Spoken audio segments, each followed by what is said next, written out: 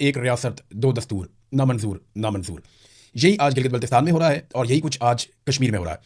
गिलगित बल्तिस्तान का इलेक्शन हर हाल में पाकिस्तान की मिलिट्री एस्टेब्लिशमेंट ने अपने टाउटों को देना और उन्होंने अपनी पसंदीदा सियासी जमातों और शख्सियात को यह इलेक्शन जिताकर अपनी कठपुतली हुकूमतें इन दोनों जगहों पर बिठानी है और ये बात पाकिस्तान तहरीक इंसाफ को बता दी गई है। अब फेस सेविंग का मामला है, कभी कोई गिरफ्तार होगा, कभी कोई रिहा होगा, कभी कोई कहीं शोर मचाएगा, कभी कोई कुछ करेगा, लेकिन अमली तौर पर पाकिस्तान तहरीक इंसाफ को पता है कि उनके साथ क्या होने जा रहा है। अब डिपेंड करता है सारा का सारा अवाम के ऊपर। गिलगित बल्तिस्तान में शरह ख्वानदगी पूरे पाकिस्तान से ज्यादा है। कश्मीर के अंदर जो लोगों का शऊर और जो लोगों की रेजिलियंस है वो पूरे पाकिस्तान से ज्यादा है और यहां पे लोगों में इत्तेफाक और इत्तेहाद भी बहुत ज्यादा है।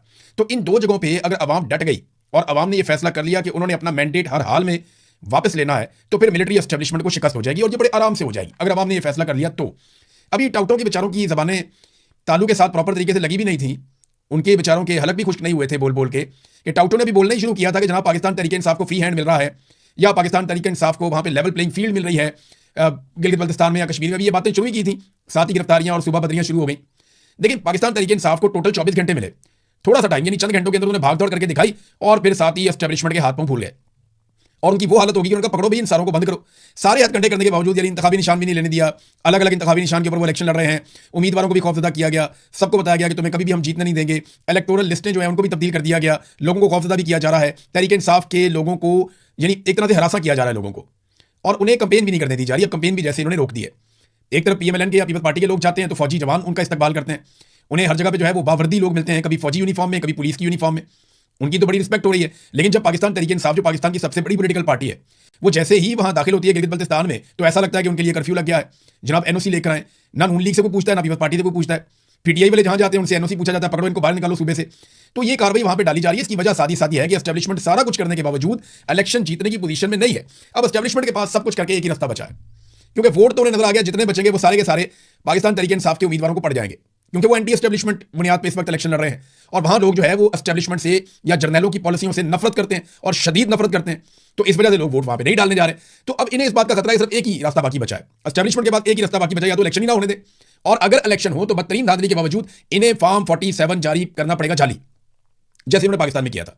इन्हें जाली फॉर्म 47 जारी करना पड़ेगा, वरना किसी सूरत भी ये गिलगित बल्तिस्तान से इलेक्शन नहीं जीत सकते। एक बात तो आप ये ध्यान में रखें। अच्छा, गिलगित बल्तिस्तान के अवाम के पास रास्ता क्या है वो भी बड़ा आसान है। अवाम सिर्फ अपने नताइज लेने का बंदोबस्त कर दे। यानी इलेक्शन तो वो पाकिस्तान की मिलिट्री एस्टेब्लिशमेंट से जीत चुके हैं, इलेक्शन तो अवाम जीत चुकी है पाकिस्तान की एस्टेब्लिशमेंट से और जर्नैलों से, लेकिन उन्होंने किसी तरह से रिजल्ट वसूल करना है और उसकी तैयारी उन्हें शुरू करनी पड़ेगी। अब चाहे उसके लिए उन्हें धरने देने पड़े, चाहे उसके लिए उन्हें रास्ते बंद करने पड़े या कुछ भी करना पड़े, मैं उन्हें उकसा नहीं रहा। मैं उन्हें सिर्फ ये बता रहा हूं कि अगर कोई गैर आईनी और गैर कानूनी हरकत की जाए तो आपने उसके रास्ते में दीवार कैसे बनानी है। यानी गैर आईनी और गैर कानूनी इकदाम के रास्ते में कोई तो दीवार होनी चाहिए ना। अब मुल्क में अदालतें तो काम कर नहीं रही, निजाम यरगबाल बना हुआ है और मिलिट्री एस्टेब्लिशमेंट सबसे ज्यादा ताकतवर है, लिहाजा उनका रास्ता रोकना है तो फिर अवाम को ही बीच में आना पड़ेगा और बज़ाहिर अवाम को ही वो सब करना पड़ेगा जो अब तक अवाम ने नहीं किया। और गिलगित बल्तिस्तान और कश्मीर के अवाम से आप ये तवक्को भी कर सकते हैं, क्योंकि उन्होंने माजी में भी अपने मुतालबात मनवाए और बड़े तगड़े तरीके से मनवाए। नाज़रीन, अभी पाकिस्तान में पेट्रोल सस्ता किया गया, अब 20 रुपए कीमत कम की गई, 22 रुपए। जब इन्होंने कीमत बढ़ाई थी ना तो 137 रुपए बढ़ाई थी, और जब कम करते हैं तो कभी भी 137 रुपए कम नहीं करते, 22 रुपए कम कर देते हैं। जहां कम से कम 150 रुपए पेट्रोल की कीमत इनको कम करनी चाहिए थी पहले झटके में, और उसके बाद मजीद कीमत कम करनी चाहिए थी। यहां मेरे पास एक बड़ा इंटरेस्टिंग डाटा है, नासिर अब्बास साहब ने इस डाटा को जारी किया है और बड़ा इंटरेस्टिंग डाटा है। ये डाटा मैं आपको पढ़ के सुनाऊंगा, मैंने इसको चेक किया और डाटा ठीक है। आजकल लोग ये कहते हैं ना कि देखें जी, इमरान खान के दौर में अगर पेट्रोल आलमी मंडी में महंगा था तो देखें ना, इमरान खान के दौर में डॉलर तो कम कीमत पे था तो इसलिए उसको सस्ता मिल रहा था तो वो सस्ता बेच रहा था। बहुत सारी लोग कहानियां सुनाते हैं। तो आए आज आपके सामने पूरा फैक्ट रख देते हैं कि किस दौर में पेट्रोल कितने का था। हम 3 अदवार का मवाजना करेंगे। नवाज शरीफ कहते हैं कि मेरे दौर में 65 रुपए 70 रुपए लीटर पेट्रोल था। ये नवाज शरीफ का कहना है कि इससे महंगा भी हो गया, लेकिन चले यही में रुक जाते हैं। वो कहते हैं मेरे दौर में इतने का था तो इमरान खान ने महंगा कर दिया। और अब शहबाज शरीफ कहते हैं जनाब कि हमने तो भाई चीजें सस्ती की, महंगी नहीं की। तो आपको फैक्ट सारे बताते हैं डॉलर के साथ। साल 2016 नवाज शरीफ का दौर था, पेट्रोल जो है वो $40 फी बैरल पे बिक रहा था आलमी मंडी में। $40 फी बैरल पे आलमी मंडी में पेट्रोल बिक रहा था नवाज शरीफ के दौर में 2016 में, और डॉलर का रेट उस वक्त था 98 रुपीज। यानी हुकूमत को जो पेट्रोल मिलता था वो 27 रुपए लीटर मिलता था। डॉलर का जो उस वक्त रेट था उसके हिसाब से हुकूमत जो पेट्रोल लेती थी आलमी मंडी से 27 रुपए लीटर हुकूमत को पेट्रोल मिलता था और हुकूमत अवाम को 65 रुपए फी लीटर में बेच रही थी। यानी नवाज शरीफ लगभग 2.5 गुना टैक्स ले रहा था पाकिस्तान की अवाम से। यानी 27 रुपए लीटर में पेट्रोल लेकर 65 रुपए लीटर में नवाज शरीफ ने बेचा। अब आ जाए इमरान खान का दौर 2022 में। आलमी मंडी में पेट्रोल की कीमत 110 भी हुई, 115 भी हुई। 115 का फिगर यहां पे उन्होंने दिया कि $115 फी बैरल आलमी मंडी में पेट्रोल की कीमत थी 2022 में, और डॉलर का रेट था 180 रुपए। यानी डॉलर का रेट नवाज शरीफ के दौर से ज्यादा था। तो हुकूमत 150 रुपए में फी लीटर पेट्रोल खरीद रही थी, और जब इमरान खान की हुकूमत गिराई गई उस वक्त हुकूमत जो है वो 150 रुपए में पेट्रोल बेच रही थी। यानी इमरान खान पाकिस्तान की आवाम से कोई टैक्स नहीं ले रहा था। नवाज शरीफ 2.5 गुना पे पेट्रोल बेच रहा था, इमरान खान 0% पे बेच रहा था। इमरान खान इसके ऊपर कोई इजाफी टैक्सेस नहीं ले रहा था, होगा तो कोई छोटा मोटा होगा लेकिन कोई इतना वादे टैक्स नहीं था। अब आ जाए शहबाज शरीफ का 2026। पेट्रोल $95 फी बैरल, हालांकि अब तो $88 से भी नीचे चला गया है, लेकिन चले $95 वाला फिगर ही ले लेते हैं हम। डॉलर का रेट जो है वो 280 रुपये है इस वक्त, और हुकूमत जो पेट्रोल खरीद रही है आर्मी मंडी में वो लगभग 150-60 रुपए का है इस वक्त। यानी अगर आप $88 पे जाते हैं तो 150-60 रुपए का, 150 से 60 के बीच में इस वक्त आर्मी मंडी से हुकूमत पेट्रोल ले रही है इस डाटा के मुताबिक। और जो बेच रही है वो अभी लगभग $350 से ऊपर का बेच रही है। तो यहां पे शहबाज शरीफ भी इस वक्त जो टैक्स ले रहे हैं वो 2.5 गुना है, यानी जितने का पेट्रोल उनको मिल रहा है उससे 2.5 गुना पे शहबाज शरीफ भी बेच रहे हैं। जब नवाज शरीफ का दौर था तो पेट्रोल 2.5 गुना महंगा असल कीमत से, फिर शहबाज शरीफ का दौर है तो पेट्रोल 2.5 गुना महंगा असल कीमत से, और जो इमरान खान का दौर था डॉलर रेट के हिसाब से बताऊं मैं आपको, और इमरान खान के दौर में पेट्रोल इंतहाई कम टैक्स के ऊपर वो बिक रहा था, ना होने के बराबर।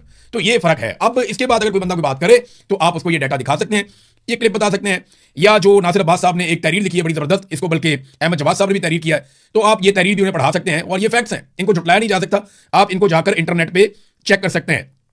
नाज़रीन, पीपल्स पार्टी वाले फिर निर्णय आ जाओ, बिल्कुल पास पास आ जाए मेरे, ताकि गौर से आप लोग सुन लें। बेनज़ीर भुट्टो ने अपनी शहादत से पहले कहा था कि जमहूरियत बेहतरीन इंतकाम है। बिलावल ने जब अपनी सियासत का आगाज किया, जब बिल्कुल नौबलूद छोटा सा बच्चा था 19 साल का बिलावल, आज वो कहते हैं जी 18-19 साल के बच्चे को वोट डालने का हक नहीं होना चाहिए, और जो लोग कहते हैं शर्म नहीं आती, इन्होंने 18-19 साल के बच्चे को अपनी पार्टी का चेयरमैन बना लिया, वो भी एक पर्ची के ऊपर, और वो पर्ची पता नहीं कहां से आई आज तक पता नहीं चला।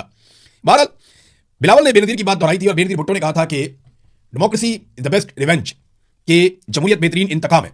और आज जरदारी ने भी एक जबरदस्त जुमला बोल दिया, यानी भुट्टो खानदान की सियासत को गड़ी खुदाबख्श में अब दफन कर दिया आसिफ अली जरदारी ने। जरदारी ने कहा कि हम मिलकर एस्टेब्लिशमेंट के हाथ मजबूत करेंगे।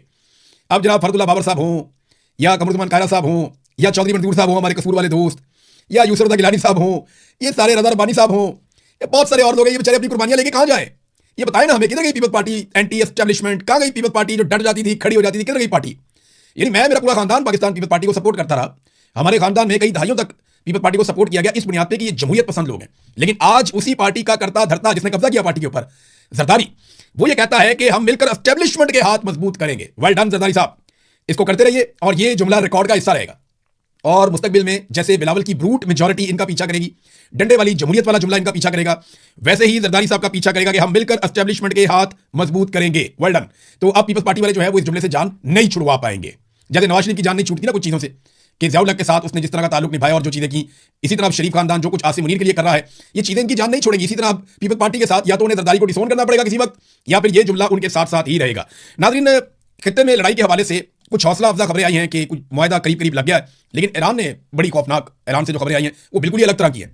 डोनाल्ड ट्रंप का स्टेटमेंट पहले आप देख लें, क्योंकि डोनाल्ड ट्रंप ने बड़ी इंपॉर्टेंट मीटिंग की थी, और ये इनका सिचुएशन रूम है, उसमें 2 घंटे तक मीटिंग हुई डोनाल्ड ट्रंप की, और इसमें ईरान से मुआहदे के बारे में कुछ खबरें आई कि फैसला नहीं हुआ, बाद में खबरें आई कि फैसला हो गया। बहरहाल डोनाल्ड ट्रंप ने क्या कहा, उन्होंने कहा आपने हुर्मुज़ की नाकाबंदी खत्म, ईरान के साथ दीगर कम अहमियत के हामिल निकात पर भी इत्तफाक हो गया है। डोनाल्ड ट्रंप उन्होंने कहा कि वो आपने हुर्मुज़ की नाकाबंदी खत्म कर रहे हैं, और वहां फंसे हुए जहाज और इनका हमला घर वापसी की तैयारी करें। जुमे को उन्होंने अपनी एक पोस्ट में ईरान से मुज़ाकरात के हवाले से उन्होंने कहा कि तेहरान के साथ ताहुकुम सानी पैसों का कोई तबादला नहीं होगा, दीगर कम अहमियत के हामिल निकात पर इत्तफाक हो गया है। अब मैं एक इजलास के लिए सिचुएशन रूम में जा रहा हूं और हतमी फैसला करूंगा। अच्छा, अपनी इस पोस्ट में डोनाल्ड ट्रंप ने जो चंद नुकात खास तौर पर बयान किए वो मैं आपको बता देता हूं। नंबर 1, ईरान को कभी भी जोहरी हथियार ना बनाने पर इत्तफाक करना होगा। नंबर 2, आपने हुर्मुज़ को फौरी तौर पर खोलना होगा, बहरी ट्रैफिक की बिला तातुल रवानी जारी रखनी होगी, और किसी किस्म के भी टोल की वसूली नहीं होगी। आपने हुर्मुज़ में बिछाई गई ज्यादातर सुरंगें अमेरिका माइन स्वीपर्स पहले ही तबाह कर चुके हैं, और जो अब भी बाकी हैं वो ईरान फौरी तौर पर हटाएगा। और एक और नुकता उन्होंने कहा, अमेरिका बैनुल-अक़वामी तवानाई एजेंसी और ईरान के करीबी ताउन से मुनहदम पहाड़ों के नीचे दफन अफसुदा यूरेनियम निकालेगा और उसे तबाह करेगा। ये जनाब डोनाल्ड ट्रंप के वो नुकात हैं जो उन्होंने कहा कि इस मायदे के अंदर हमारे तय हो रहे हैं। लेकिन फिर सिचुएशन रूम के अंदर जो खबरें आई उनके ऊपर अलग अलग क्यासराइयां हो रही हैं। कुछ लोग कह रहे हैं कि वहां से कोई कामयाबी मिली है, या कुछ और चीजों के ऊपर भी गौर किया जाएगा, कुछ ऑप्शंस के ऊपर भी मजीद आगे बढ़ना होगा, और कुछ चीजें ईरान को बताई जाएंगी, और कुछ ये कह रहे हैं कि कोई डेवलपमेंट नहीं हुई। इसराइल का बहुत ज्यादा दबाव है डोनाल्ड ट्रंप पे और अमेरिका पे, और वो उस दबाव से अपने आप को नहीं निकाल पा रहे। बहरहाल ईरान का जो रद्द-ए-अमल है वो बड़ा इंटरेस्टिंग है। ईरानी खबर सा इदारा है फॉरेस्ट न्यूज, ये गवर्नमेंट के बहुत करीब है उनकी, तो उन्होंने बाखबर जराये से ट्रंप के बयान को सच और झूठ का मुरक्कब करार देते हुए कहा कि अमेरिकी सदर दरअसल जाली फतह का तासुर देने की कोशिश कर रहे हैं। उन्होंने कहा कि हम नाम नहीं ले सकते, ईरानी जराये ने हमें बहुत अहम खबरें दी हैं, और ट्रंप ने जो नकात बयान किए उनको तोड़ मड़ोड़ के बयान किया गया है, और कई ऐसी बातें हैं जो मुआहदे में नहीं है, लेकिन ट्रंप ने उनका जिक्र कर दिया। खासतौर पर ट्रंप के इस दावे को बेबुनियाद करार दिया गया, जिसमें उन्होंने कहा कि ईरान का अफसुदा यूरेनियम मवाद जो है वो तबाह कर दिया जाएगा। यानी यूरेनियम जो ईरान ने अफसुदा किया उसको तबाह कर दिया जाएगा, ये बिल्कुल ऐसा कोई चीज उसका हिस्सा नहीं है। फिर आपने हुर्मुज़ को बगैर किसी फीस या टोल के मुकम्मल तौर पर खोलने पर रजामंदी ईरान ने जाहिर कर दी है। मुजव्वदा मुआहदे में इस नौयत की कोई शिक मौजूद नहीं है। अब यही तो 2 बड़ी अहम चीजें हैं जिनके बारे में डोनाल्ड ट्रंप ने कहा कि ये दोनों चीजें हो रही हैं, और ईरान की जानिब से जराये बताते हैं कि यही दोनों चीजें हैं जो नहीं हो रही। अब सच क्या है झूठ क्या है इसके बारे में अभी हम कुछ कह नहीं सकते, क्योंकि अब चीजें बिहाइंड द क्लोज डोर्स, दरवाजों के पीछे हो रही हैं। आसिम मुनीर साहब गए, वो जाके बातें करके आए ईरान के साथ, उन्होंने चंद चीज़ों पे बनाया, वो चीज़ें अमेरिका में गई, अमेरिकन दोबारा बैठे, अमेरिकन ने उसके ऊपर गौर किया और उन्हें समझ आई कि नहीं, इस तरह तो ईरान के जीतने का तासुर है। वो फिर मजीद चीज़ें भेजते हैं, फिर चीज़ें आती हैं, फिर चीज़ें जाती हैं। एक बुनियादी तौर पे कुछ चीज़ों पे इत्तेफाक हो गया कि अब जंगबंदी रहेगी, अब हम जंग नहीं करते, बड़ी जंग में अब हम नहीं जाएंगे। ये छोटी मोटी झड़पें, जब इतनी बड़ी लड़ाई हो, इतनी सारी फौजें खड़ी हो, तो ये होती है, ये नॉर्मल है। लेकिन वो बड़ी जंग के अंदर ये नहीं जाएंगे, एक मुस्तकिल जंगबंदी हो सकती है। अमेरिका को भी ये नाकाबंदी बहुत महंगी पड़ रही है, वो भी इसको ज्यादा लंबा नहीं घसीट सकते। बहरहाल इसमें अभी फर्दर डेवलपमेंट जो आएगी वो मैं आपके साथ शेयर करूंगा। एक और इंटरेस्टिंग खबर, अमेरिकी वज़ीर खजाना जो है स्कॉट बेसेंट, उन्होंने भी कंफर्म कर दिया कि $250 का नोट आएगा और उसमें डोनाल्ड ट्रंप की तस्वीर छपेगी। उन्होंने इस ख्वाहिश का इजहार किया और हवाला देते हुए कहा कि जब अमेरिका की 150वीं सालगिरह थी तो कैलोन कॉलेज अमेरिका के एक सदर थे, उनकी तस्वीर एक सिक्के के ऊपर जारी की गई थी। तो यादगारी सिक्का जारी करना हो तो एक अलग बात है, लेकिन वो ये कहते हैं कि नोट अब जारी किया जाएगा $250, और उसके ऊपर क्योंकि 250वीं सालगिरह है अमेरिका की आज़ादी की, तो 250वीं सालगिरह है तो $250 का एक नोट होगा और उसके ऊपर डोनाल्ड ट्रंप की तस्वीर जारी की जाएगी और फिर बहुत सारे नोट छपेंगे, हर तरफ दुनिया में जाएंगे भी। तो ये डोनाल्ड ट्रंप की ख्वाहिश है कि अमेरिकी नोट के ऊपर डोनाल्ड ट्रंप की तस्वीर छप जाए। अगर छप गई ना तो एक बात आप याद रखिएगा, डोनाल्ड ट्रंप अमेरिका की तारीख का वो वाहिद सदर होगा जिसकी तस्वीर नोट पे छप जाएगी और वो इंतहाई गैर मकबूल होगा। यानी आज डोनाल्ड ट्रंप अपनी मकबूलियत की निचली तरीन सतह पे पहुंचे हुए, वो कोई इलेक्शन नहीं जीत सकते, वो बहुत मुश्किल में। और इसराइल ने उनको अलग मुश्किल डाली हुई, और इसराइल के लिए ना खुद भी हालात इतने अच्छे नहीं है। अगर अमेरिका और ईरान के अंदर एक मुआहदा हो जाता है, जैसा कि दिखाई दे रहा है कि ये मुआहदा हो सकता है, अगर ये मुआहदा हो जाता है ना तो इसराइल को इतनी बड़ी शिकस्त हो जाएगी और इतनी बड़ी मुसीबत पड़ जाएगी कि उनका बहुत लंबा प्लान जाया हो जाएगा और फिर उन्हें नए सिरे से दोबारा बहुत लंबी मेहनत करनी पड़ेगी वापस इस पोजीशन पर पहुंचने के लिए। क्योंकि ईरान अपने मिसाइल दोबारा बनाएगा, अपने ड्रोन भी दोबारा बनाएगा, उसमें तो आप पाबंदी नहीं लगा सकते, अपनी जरूरत के दिफाई हथियार तो वो बना ही सकता है। तो इसराइल को एक बहुत बड़ी शिकस्त हो जाएगी और इसी चक्कर में वो इस वक्त दोबारा लड़ाई शुरू करना चाह रहा है और उसके लिए वो लबनान के ऊपर ताबड़तोड़ हमले कर रहा है। यानी गुज़िश्ता चंद दिनों में, ईद के दिनों में भी लबनान में जो बच्चे शहीद हुए उनकी तादाद मैं आपको बताता हूं। लबनान में ईद के दिनों में और उसके आसपास के दिनों में जो बच्चे शहीद हुए वो 15 हैं और 62 बच्चे वहां पे शदीद जख्मी हो गए। यूरोपीय ममालिक आवाज उठाते हैं लेकिन अमली तौर पे कोई कुछ नहीं करता। आप एक लम्हे के लिए सोचिए कि अगर इसराइली बच्चे स्कूल जा रहे हैं, उनके ऊपर हमला हो जाता है और 5 बच्चे इसराइली मारे जाते हैं तो पूरी दुनिया का रिएक्शन कैसा होगा? बड़ा खौफनाक रिएक्शन होगा। लेकिन लबनान के बच्चे हों, शाम के बच्चे हों, फलस्तीन के बच्चे हों, मिस्र के बच्चे हों, इराक के बच्चे हों, अफगानिस्तान के हों या ईरान की मिनाब स्कूल की बच्चियां हों, यहाँ पे दुनिया का रद्द-ए-अमल बड़ा मुख्तलिफ होता है। वो उतनी जोर से शोर नहीं मचाते या उस तरीके से उस दर्द को महसूस नहीं करते। इंसानियत का तकाजा यह है कि किसी भी मजहब के मानने वाले लोग हों, इंसानियत का तकाजा यह है कि उन सब की जानें कीमती हैं और उन सब में से किसी एक की जान जाने पर भी वैसा ही दुख होना चाहिए जैसा किसी दूसरे की जान जाने पर होता है। लेकिन यहाँ तासुब की ऐनक से देखा जाता है और किसी खून को सस्ता समझा जाता है और किसी को बहुत कीमती। अब तक के लिए इतनी, अपना ख्याल रखिएगा, अपने चैनल का भी। अल्लाह हाफ़िज़।